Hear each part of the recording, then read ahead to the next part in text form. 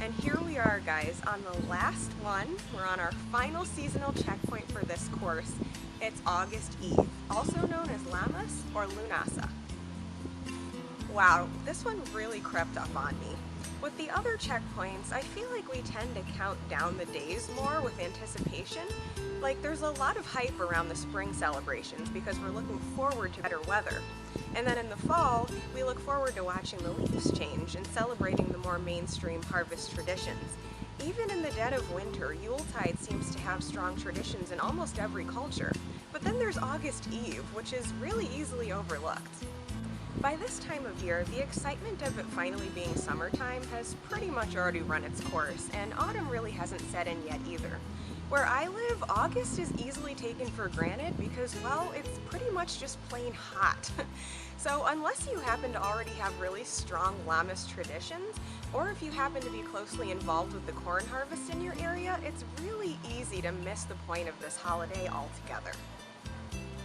Now granted, at the time that I'm filming this video in summer 2016, this is only my second year observing the Wheel of the Year, and I must admit, I too am guilty of struggling somewhat with the meaning of August Eve. As beautiful as some of the Celtic traditions are for Lughnadadh, with all the corn and wheat and the burning of wicker men, which always makes me laugh and reminds me of Nicolas Cage, by the way, none of that really seems to hit close to home for me.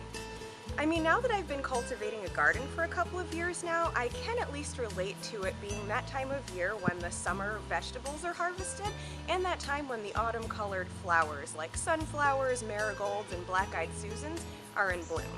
But what is the spiritual significance of this time of year? Well, traditionally, Lammas is considered the first of the three harvest festivals and the time to celebrate the summer sun one last time before the sun really begins to wane.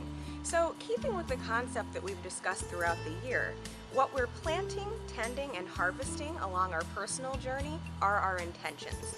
So, supposing that we set our intentions to evolve in some way 6 months ago at February Eve, then we solidified those intentions and we sowed the seeds at the spring equinox. So, at the summer solstice, which was our last holiday, we got to kind of just relax and take a break to enjoy the weather. And now at August Eve, we get to pause and assess what we actually brought into fruition so far. We get to decide how our summer plans are coming along and whether there's more we wish to achieve before it gets too cold. If it's August and you haven't been to the beach yet, for example, well, you better get on that.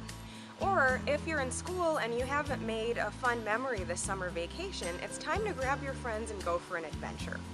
Or if you're like me and you plan to teach a new course in the fall, it's time to start planning ahead and spreading the word. More from me on that, so stay tuned.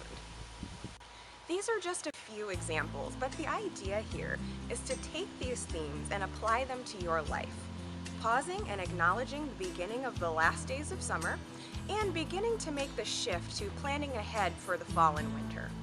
This is a light-hearted harvest festival, acknowledging that after this time, the summer will begin to come to an end, but there's still more than enough time to enjoy the fun in the sun before the darker days set in. Well, I can hardly believe we've come full circle and finally arrived at the last checkpoint on the Wheel of the Year. I'm so thankful to everyone who joined me for this course, and I look forward to staying connected with all of you as we enter the next yearly cycle. These videos will remain available on my blog and on my YouTube channel for any newcomers or for anyone who would like to review the course as the year goes on. Also, I plan on making more free-form dialogue videos, sharing the new ideas and lessons I come across as I observe the Wheel of the Year again. So do stay tuned for those.